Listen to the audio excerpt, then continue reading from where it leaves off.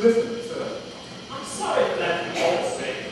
I don't play accurately. Anyone can play accurately. But I play with wonderful expression. As far as the piano is concerned, sentiment is my forte. I keep science for life. Yes, sir. And speaking of the science of life, have you got the cucumber sandwiches cut for Lady Brown? Yes, sir. Oh, by the way, Ray, I see from the book that on Thursday night when Lord Shaw and Mr. Worthing were dining with me, 8 bottles of champagne are entered as having been consumed. Yes, sir. 8 bottles and a pint. Why is it that at a bachelor's establishment the servants invariably drink the champagne? I ask merely for information. I attribute it to the superior quality of the wine, sir. I have often observed that in many households, the champagne is rare to have a first-rate wine. Good heavens, is marriage so demoralizing as that? I believe it is a very pleasant state, sir. I haven't had much experience with myself up to the present. I've only been married once, and that was the consequence of a misunderstanding between myself and a young person. I don't know that I'm much interested in your family life, Ray. No, sir. It is not a very interesting subject. I never think it myself. Very natural, I'm sure. That will do, Lane. Thank you. Thank you, sir. Lane's views on marriage seem somewhat lax. Really, the lower orders don't set for us a good example. What on earth is the use of them? They seem as a class to have absolutely no sense of moral responsibility. Mr. Earnest Worthing. How are you, my dear Earnest? What brings you up to town? Oh, pleasure. What else should bring one anywhere? Eating as usual, I see, Alvin. I believe it is customary in good society to take some slight refreshment at 5 o'clock. Where have you been since last Thursday? Oh, in the country. What on earth do you do there? When one is in town, one amuses oneself. When one is in the country, one amuses other people. It is excessively boring. And who are the people you amuse? Oh, neighbors. Got nice neighbors in your part of Shropshire. Perfectly boring. Never speak to one of them. How immensely you must amuse them. By the way, Shropshire is your county, is it not? Shropshire? Yes, of course. Hello. Why all these cups? Why cucumber sandwiches? Why such reckless extravagance in one so young? Who is coming to see you? Oh, merely Aunt Augusta and Wendover. How perfectly delightful. Yes, that is all very well, but I'm afraid Aunt Augusta won't want to approve of your being here. May I ask why? My dear fellow, the way you flirt with Wendover is perfectly disgraceful. It's almost as bad as the way Wendover flirts with you. I'm in love with Gwendolyn. I've come uptown expressly to propose to her. I thought you'd come up for pleasure. I call that business. How utterly unromantic. I really don't see anything romantic in proposing. It is very romantic to be in love. But there is nothing romantic about a definite proposal. Why? One can be accepted. One usually is, I believe. Then all the excitement is over. The very essence of romance is uncertainty. If I ever get married, I'll certainly try to forget the fact. I have no doubt about that reality. The divorce courts were specially invented for people whose memories are so curiously constant. Oh, there is no use speculating on that subject. Divorces are made in heaven. Please don't touch the cucumber sandwiches. They were especially for Aunt Augusta. We would have been eating them all the time. That's quite a different matter. She is my aunt. Have some bread and butter. The bread and butter is for Gwendolyn. Gwendolyn is devoted to bread and butter. And very good bread and butter is too. Well, my dear fellow, you need not eat as if you were going to eat at all. You behave as if you are married to her already. You are not married to her already, and I don't think you ever will be. Why on earth do you say that? Well, in the first place, girls never marry the men they flirt with. Girls don't make it right. It is nonsense. It isn't. It is a great truth. It accounts for the extraordinary number of bachelors one sees all over the place. In the second place, I don't give my consent. Your consent? My dear fellow, Gwendolyn is my first cousin, and before I allow you to marry her, you shall have to clear up the whole question of Cicely. Cicely? What on earth do you mean? know anyone named Cecil. Lane, bring me that cigarette case Mr. Worthing left in the smoking room the last time he dined here. Yes, sir. Do you mean to say you've had my cigarette case all this time? I wish to goodness you let me know. I've been writing frantic letters to Scotland Yard. I was very needed orphan and Archie Ward. And I wish you would afterward. I happen to be more than usually hard up. Well, there's no good in offering a large reward now that the thing is found. Well, I think that's rather mean of you, Earnest, I must say. However, it makes no matter, and now that I look at the inscription inside, I find the thing isn't yours after all. Of course it's mine. You've seen it over there 100 times. You have no right whatsoever to read what is written inside. It's a very ungentlemanly thing to read a private cigarette case. Oh, it's absurd to have a hard past rule about what one should read and what one shouldn't. More than half of modern culture depends on what one shouldn't read. I'm quite aware of the fact, and I don't propose to discuss modern culture. It isn't the sort of thing one should talk of in private. I simply want my cigarette case now. Yes, but this isn't your cigarette case. This cigarette case is a present from someone of the name of Cecil. And you said you didn't know anyone of that name. Well, if you want to know, Cecily happens to be my aunt. Your aunt? Yes, charming old lady she is too. Lives at 100 West. But why does she call herself Little Cecily if she is your aunt and lives at Tunbridge Wells? From Little Cecily with her fondest love. My dear fellow, what on earth is there in that? Some aunts are tall, some aunts are small. That is a matter that surely an aunt may be able to decide for herself. You seem to think that every aunt should be exactly like your aunt. That's absurd. For heaven's sake, now, give me back my cigarette case. Yes, but why does your aunt call you her uncle? Little Cecily with her fondest love to her dear Uncle Jack. There's no objection, I admit, to an aunt being a small aunt. But why an aunt, no matter what her size may be, should call her own nephew her uncle? I can't quite make out. Besides, it isn't Jack at all. It is Ernest. It isn't Earnest, it's Jack. You've always told me it was Ernest. I have introduced you to everyone as Ernest. You answer to the name of Ernest. You look as if your name is Ernest. You are the most earnest-looking person I ever saw in my life. It's perfectly absurd to say your name isn't Ernest. It's on your cards. Here is one of them. Mr. Earnest Worthing, B4 the Albany. I'll keep this as proof your name is Ernest. If you ever attempt to deny it to me, or to Gwendolyn, or to anyone else. Well, my name is Ernest in town and Jack in the country. And a cigarette case was given to me in the country.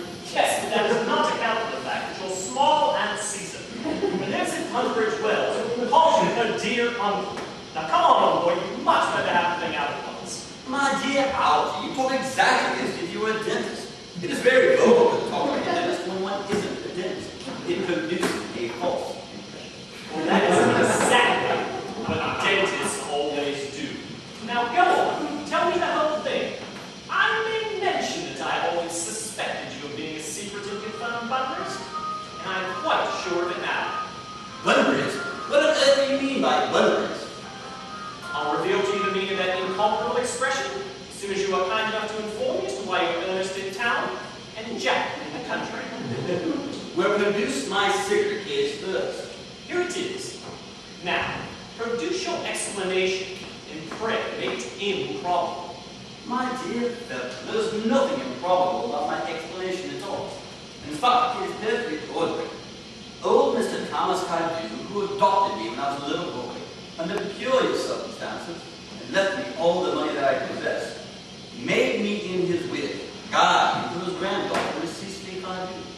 Cecily, who addresses me as her uncle, from notice of respect that you cannot possibly appreciate, lives at my place in the country under the charge of the admirable governess, Miss Prison. Where is that place in the country, by the way? Oh, that is nothing to you, dear boy. You're not going to be invited. I may tell you quite candidly that the place is not in Shropshire. I suspected that, my dear fellow. I had wandering all over Shropshire on 2 separate occasions. Now go on, why are you Ernest in town and Jack in the country. My dear Algie, I don't know if you may be able to understand my real motives. You are hardly serious enough. When one is placed in the position of guardian, one must adopt a very high moral tone on all subjects. It is one's duty to do so. As a high moral tone can hardly be said to conduce very much to one's health or one's happiness. In order to get uptown, I have always pretended to have a younger brother of the name of Earnest, who lives in the Albany and gets the most dreadful scrapes. That, my dear Algie, is the whole truth, pure and simple. The truth is rarely pure and never simple. Modern life would be very tedious to write, and modern literature a complete impossibility.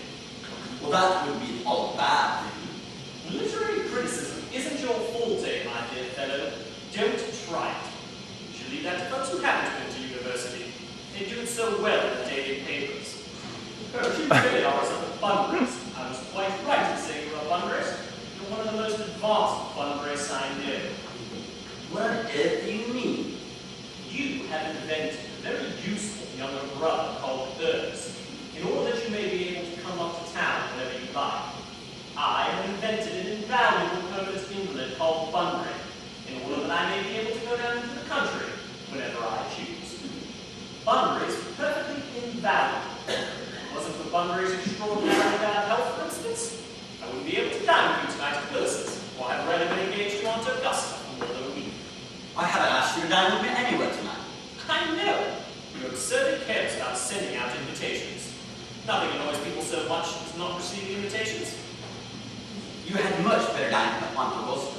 I haven't the smallest intention of doing anything of the kind. To begin with, I dine there on Monday. Once a week is quite enough to dine with one's own relations. In the second place, whenever I do dine there, I'm always treated as a member of the family, and set down with either noble little or two.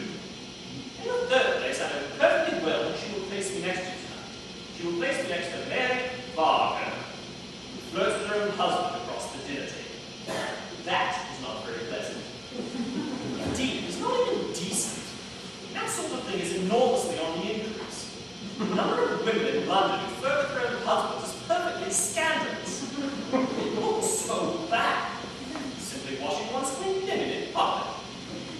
Besides, now that I usually confirmed Bunbury's, I naturally want to talk to you about Bunbury. I want to tell you news. I'm not a Bunburyist at all. If Gwendolyn accepts me, I plan to kill my brother. Indeed, I'll think I'll kill him in any case. Cecily is a little too much interested in him. She's always asking me to forgive him and that sort of thing. It is rather important. So I shall get rid of Ernest, and I strongly advise you to do the same with your Mr. Invalid friend with that absurd name. Nothing will induce me to part with Bunbury, and if you ever get married, which seems to me extremely problematic, you will be very glad to know Bunbury. A man who marries without knowing Bunbury has a very tedious time of it. Oh, that is nonsense. If I marry a charming girl like Gwendolyn, and she's the only girl I've ever saw in my life that I would marry, I certainly won't want to do Bunbury. Then your wife will. You never seem to realize that in married life, 3 is company and 2 is none. That, my dear young fellow, is the theory that the corrupt French drama has been propounding for the last 50 years. And that the happy English home is proved in half the time. For heaven's sake, don't try and be cynical. It's perfectly easy to be cynical. My dear fellow, it isn't easy to be anything nowadays. There's such a lot of beastly competition about. That must be Aunt Augusta. Only relatives or creditors ever ring that Wagnerian man. Now, if I get her out of the way for 10 minutes so that you might have an opportunity of proposing to Gwendolyn, may I dine with you tonight at Willis's?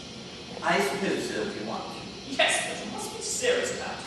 I hate people who aren't serious about news. It's so shallow. Lady Brockwell and Miss Fairfax. Good afternoon, dear Angela. I hope you are behaving very well. I'm feeling very well, Aunt Augusta. Quite the same thing. In fact, the two things rarely go together. Dear me, you're smart. I am always smart. Aren't I, Mr. Bailey? You're quite perfect, Miss Fairfax. Oh, I hope I am not that. It would leave no room for development. And I intend to develop in many directions. I'm sorry if we're a little late, Algernon. I was obliged to call on dear Lady Harwood, and I hadn't been there since her poor husband's death. I never saw a woman so altered. She looks quite 20 years younger. And now I'll have a cup of tea and one of those nice cucumber sandwiches you promised me. Certainly, Aunt Augusta.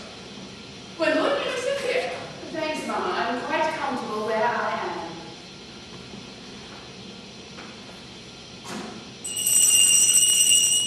Good heavens! Lady, why are there no cucumber sandwiches? There were no cucumbers in the market this morning, sir. I went down twice. No cucumbers? No, sir, not even for ready money. That will do, lady. Thank you. Thank you, sir. I am greatly distressed, Aunt Augusta, about there being no cucumbers, not even for ready money. Oh, it really makes no matter, Algernon. I had some crumpets with Lady Harwood, who seems to me to be living entirely for pleasure now. Yes, I hear her hair has turned quite gold from grief. Well, it certainly has changed its color, from what cause I, of course, cannot say. Thank you. I've quite a treat for you tonight, Algernon. I'm sending you down with Mary Farker. She's such a nice woman, and so attentive to her husband. I'm afraid, Aunt Augusta, I shall have to give up the pleasure of dining with you tonight after all. Oh, I hope not. That would put my table completely out. Your uncle would have to dine upstairs. Fortunately, he's accustomed to that. It is a great bore, and I need hardly say a terrible disappointment to me. But I've just had a telegram to say that my poor friend Bunbury is very ill again. They seem to think I should be with him. It's very peculiar. This Mr. Bunbury seems to suffer from curiously bad health. Yes, poor Bunbury is a dreadful invalid. Well, I must say, Algernon, I think it is high time this Mr. Bunbury made up his mind whether he's going to live or to die. This shilly-shally, but the question is absurd. Nor do I in any way approve of a modern sympathy with invalids. I consider it morbid. Illness in any form is not to be encouraged in others. Health is the primary duty of life. I keep telling that to your poor uncle, but he never seems to take much notice as far as any improvements in his ailments goes. I would be much obliged if you would ask this Mr. Bunbury from me to be so kind as to not have a relapse on Saturday, for I relied on you to arrange my music for me. It's my last reception, and one would want something that encourages conversation, particularly at the end of the season, when everyone has practically said everything they had to say, which in most cases was probably not much. I'll speak to Bunbury, Aunt Augusta, if he is still conscious. And I think I can promise you he'll be all right by Saturday. The music, of course, is a great difficulty. You see, if one plays good music, people don't listen. And if one plays bad music, people don't talk. But I'll run over the program I've drawn out if you will kindly come into the next room with me for a moment. Thank you, Algernon. It's very thoughtful of you. I'm sure the program will be fine after a few expurgations. French songs I simply cannot allow. Most people consider them improper, and either frown, which is vulgar, or laugh, which is worse. Ah, the French seems a thoroughly respectable language, and indeed I believe is so. Gwendolyn, you will accompany me. Certainly, Mama. Charming day it's been, Miss Fairfax. Pray, don't talk to me about the weather, Mr. Worthing. Whenever people talk to me about the weather, I always feel quite certain that they mean something else. And it makes me so nervous. I do mean something else. I thought so. I am never wrong. And I would like to be allowed to take advantage of Lady Rachel's temporary absence. I would certainly advise you to do so. Mama has a way of coming back suddenly into a room that I have often had to speak to her about. Miss Fairfax, ever since I met you, I've admired you more than any other girl I've ever met since I met you. Yes, I am quite aware of that, and I often wish that in public at any rate you had been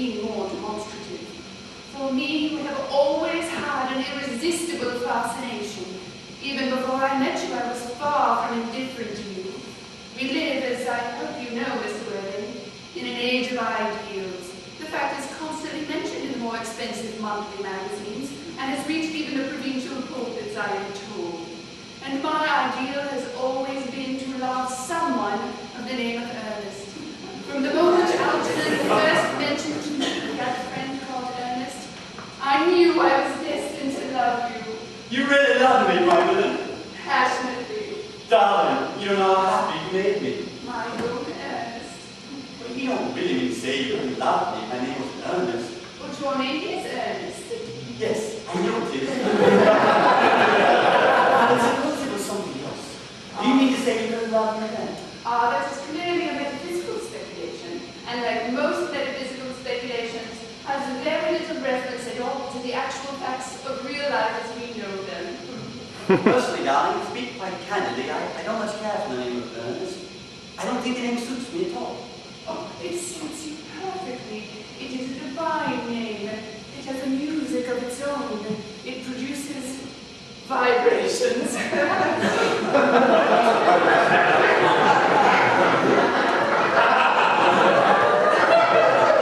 Well, really, I really must say, I think they're a much nicer name. I think Jack, for instance, is a charming name. Jack. No, there is very little music in the name Jack, if any at all, indeed. It does not thrill, it produces absolutely no vibrations. I have known several Jacks, and they have all, without exception, been more than usually plain. Besides, Jacks are notorious for necessity for John, and I believe any woman married to a man called John. She should probably never be allowed the entrancing pleasure of a single moment's solitude. No, the only really safe name is Earnest. Gwendolyn, I must get christened at once. I mean, we must get married at once. There's no time to be lost. Married, Mr. Worthing. Well, surely you know that I love you. And you let me believe, Miss Fairfax, that you're not absolutely indifferent to me. I adore you, but you haven't proposed to me yet. Nothing has been said at all about marriage. The subject has not even been touched on. Well, may I propose to you now? I think it would be an admirable opportunity, and I feel in order to spare you any possible disappointment, I think it only fair to tell you quite frankly beforehand that I am fully determined to accept you. Gwendolyn! Yes, Mr. Worthing, what have you got to say to me? You know what I have to say to you. Yes, but you do not say it. Gwendolyn, will you marry me? Of course I will, darling. How long you have been married.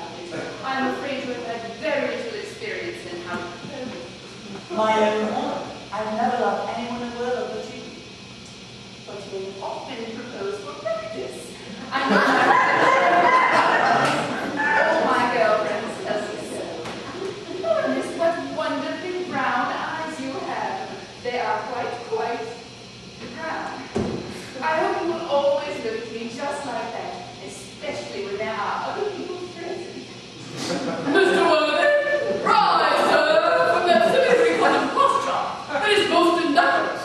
Mama, I must beg you to retire. This is no place for you. Besides, Mr. Worthing was not quite finished yet. Finished what, may I ask? I am engaged to be married to Mr. Worthing, Mama. You are not engaged to anyone. When you do become engaged to someone, either I or your father should self-permit will inform you of the fact. An engagement should come upon a young girl as a surprise, be it pleasant or unpleasant, whatever the case may be. But it is hardly a matter that she should be allowed to arrange for herself. And now, Mr. Worthing, I have a few questions for you. I shall be charmed to reply to any of your questions, Lady Wright. You mean if you know the answers to them? Mama's questions can sometimes be peculiarly inquisitorial. I intend to be extremely inquisitorial. While I am making these inquiries, Gwendolyn, you will wait below for me in the carriage. Mama! Gwendolyn, the carriage! Yes, Mama. The carriage, Gwendolyn! You can take a seat.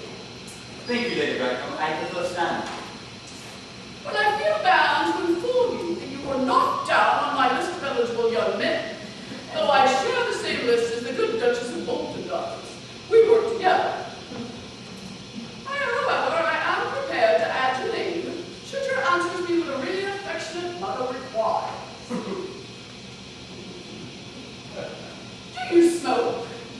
Well, yes, I must admit I smell it. Well, I'm glad to hear it. A man should have an occupation of some sort. There are far too many idle men in London as it is. How old are you? 29. Oh, very good age for marriage. I have always been of opinion that when a man desires to marry, he should know either everything or nothing. Which do you know? I know nothing, Lady Bracknell. Oh, I'm pleased to hear. I do not approve of anything that tampers with natural ignorance. Ignorance is like a delicate, exotic fruit. Touch it, and the bloom is gone. The whole theory of modern education is radically unsound. Fortunately, in England at any rate, education produces no effect whatsoever. If it did, it would probably prove a serious danger to the upper classes and lead to acts of violence in Grosvenor Square. What is your income? Between 7 and 8,000 a year. In land or investments? Investments, chiefly. Well, that is satisfactory. Between the duties expected of one during one's lifetime and the duties exacted from one after one's death, land proves to be either a profit or a pleasure. It gives one position, then prevents one from keeping it up. That's all that can be said about land. I have a country house with some land, of course, attached to it, about 1,500 acres. But I don't depend on that for my real income. As far as I can make out, the villagers are the only people who make anything out. Oh, a country house. How many bedrooms? Oh, we can clear that point up later. You do have a townhouse, I hope. A girl with a simple, unspoiled nature like Gwendolyn can hardly be expected to reside in the country. I own a house in Belgrave Square, but of course it is let by the year by Lady Watson. I can get it back whenever I like in 6 minutes. Lady Watson? No, I don't know her. Oh, she gets about very little. She's a lady considerably advanced in years. Well, nowadays, that's no guarantee of respectability of character. What number is Belgrave Square? 149. The unfashionable song. I thought there was something. What are your politics? I'm afraid I haven't. I'm a liberal Unionist. Oh, they count as Tories. They dine with us or come in the evening at any rate. Now to more minor matters. Are your parents living? I have lost both my parents. To lose one parent, Mr. Worthy, might seem a misfortune. But to lose both looks like carelessness. Who was your father?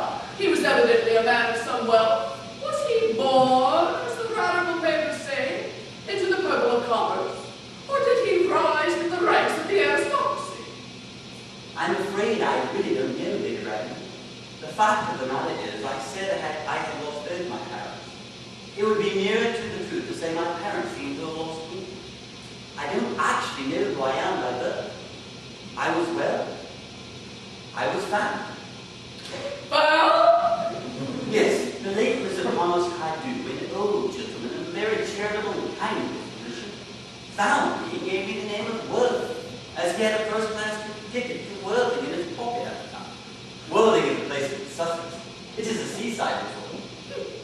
Well, where did this charitable gentleman with a first-class ticket to a seaside resort find you? In a handbag. A handbag? Yes, Lady Bracknell, a somewhat large black leather handbag with handles to it. A somewhat ordinary handbag, in fact. Well, where did this Mr. James or Thomas Cardew find this ordinary handbag? In the cloakroom at Victoria Station. It was given to him in the state of his enemies. The cloakroom in Victoria Station. Yes, the bright one. The line is immaterial, Mr. Worthy. I must admit I am somewhat bewildered by what you have just told me. To be born, or at any rate bred, into a handbag, whether it has handles or not, would seem to me to display a contempt for the ordinary decencies of family life. But it would be reminiscent of the French Revolution. I suppose you know what that unfortunate movement led to. But as far as the locality of the handbag, a cloakroom at a railway station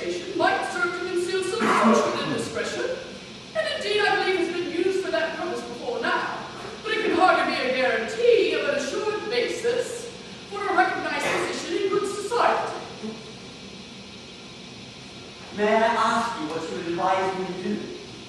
I need hardly say I would do anything in the world to ensure Gwendolyn's happiness. Well, I would advise you to try and obtain some relations as soon as possible. Just make every effort to produce, at any rate, one parent of either sex before the season is quite over. I don't see how I would possibly manage to do that. I could produce my handbag at any minute. It is in my dressing room at home. I really think that should satisfy me. Me? What has it to do with me? Surely you would not imagine that I or Lord Bracknell would allow our only daughter, a girl brought up with the utmost of care, to marry into a cloakroom or form an alliance with a parcel. Good morning, Mr.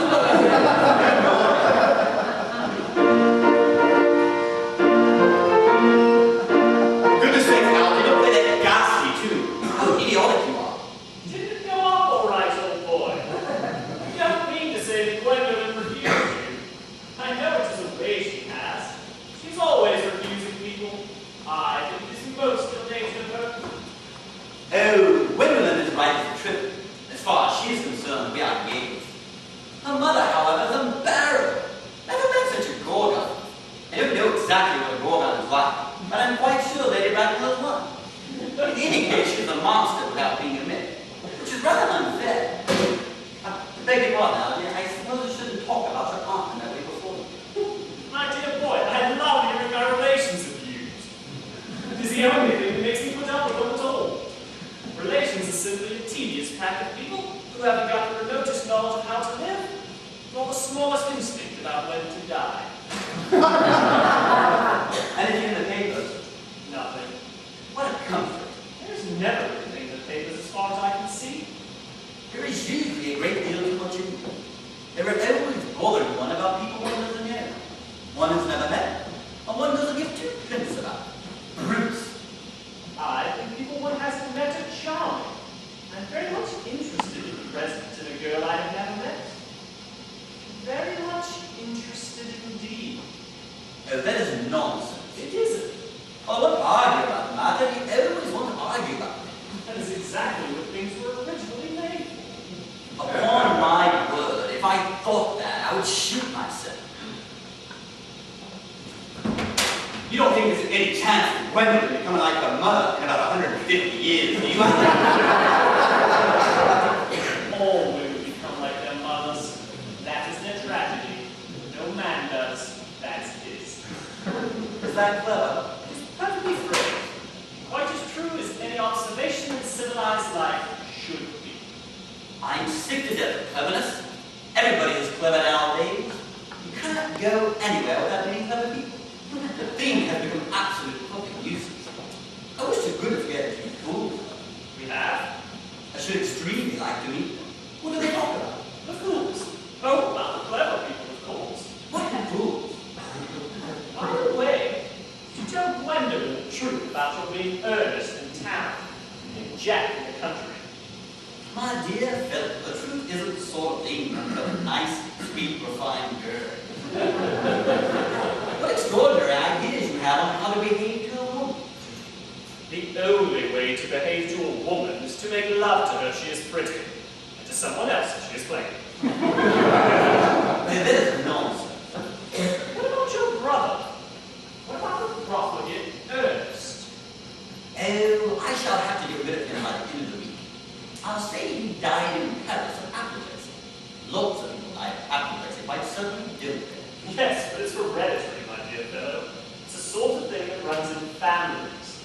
You had much better say a severe chill. You are sure that a severe chill isn't hereditary or anything of that kind? Of course it isn't. Very well then. My poor brother Earnest is carried off suddenly in Paris by a severe chill. That gets rid of it. But I thought you said Miss Cardew was a little bit too much interested in your poor brother Earnest. Won't she feel his loss a good deal? Oh, that's all right. Cecily is not a silly, romantic girl, I'm glad to say. She has a capital appetite, goes on walks, and pays no attention at all to her lessons. I would rather like to see Cecily. I will take very good care you never do. You are not to speak of her her ceased. Oh, I know perfectly well what she is like. She's one of those dull intellectual girls one meets all over the place. Girls who've got large minds and large feet. I'm sure she is more than usually plain, and I expect she's about 39 and looks it. She is excessively pretty and only just 18. Have you told Gwendolyn that you have an excessively pretty ward who is only just 18? Everyone doesn't blurt such things out to people. Cecily and Gwendolyn are perfectly certain going to be extremely great friends. I bet you anything you like that a half an hour after they've met, they'll be calling each other sister. Women only do that after they've called each other lots of other things. Now, my dear, what's a good table at Willis's? You read must go and dress. Do you know it's nearly 7? It was always nearly 7. Well, I'm hungry. Never knew you when you were. What should we do after dinner? Go to the theatre? Oh no, I don't listen. Well then, let's go to the club. Oh no, I hate talking. We might truck around the Empire at 10. Oh no, I can't bear looking at things. It's so silly. Well, what should we do? Nothing. It's awfully hard work doing nothing. However, I don't mind hard work if there's no definite object of any kind. Miss Bear. Gwendolyn, upon my word. Algy, kindly turn your back. I have something very particular to say to Mr. Welling. Really, Gwendolyn, I don't think I can allow this at all. Algy, you always adopt a strictly immoral attitude towards life. I think you are not quite old enough to do that. Gwendolyn, darling. Ernest, we may never be married. From the expression on Mama's face, I fear we never shall. Few parents nowadays pay any regard to what their children say to them. The old-fashioned respect for the young is fast dying out. Whatever influence I ever had over Mama, I lost at the age of 3. But although she may prevent us from becoming man and wife, and I may marry someone else, and very often, nothing that she can possibly do can ever alter my eternal devotion to you. My own one. The story of your romantic origin, as told to be my mama with unpleasing comments, has naturally stirred the deeper fibers of my nature. Your Christian name has an irresistible fascination, and the simplicity of your character makes you exquisitely incomprehensible to me. Your town address at the Albany I have, but what is your address in the country? The Manor House, Woodland, Hertfordshire. There is a good postal service, I suppose. It may be necessary to do something desperate. That, of course, will require serious consideration. I will communicate with you daily. Algy, you may turn round now. Thanks, I've turned round already. And you may also ring the bell. You'll let me see you in carriage, my own darling. Certainly. I will see Miss Fairfax out. Yes, sir. A glass of sherry, Lane. Yes, sir. Tomorrow, Lane, I'm going Bunbury. Yes, sir. I shall probably not be back till Monday. You may put up my smoking jacket, my dress clothes, and all the Bunbury suits. Yes, sir. I hope tomorrow will be a fine day, Lane. It never is, sir. You're a perfect pessimist, Lane. I do my best to give satisfaction, sir. There's a sensible intellectual girl. The only girl I've ever had for my life.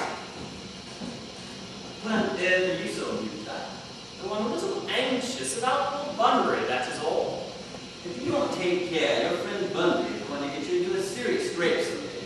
I love scrapes. They're the only things that are never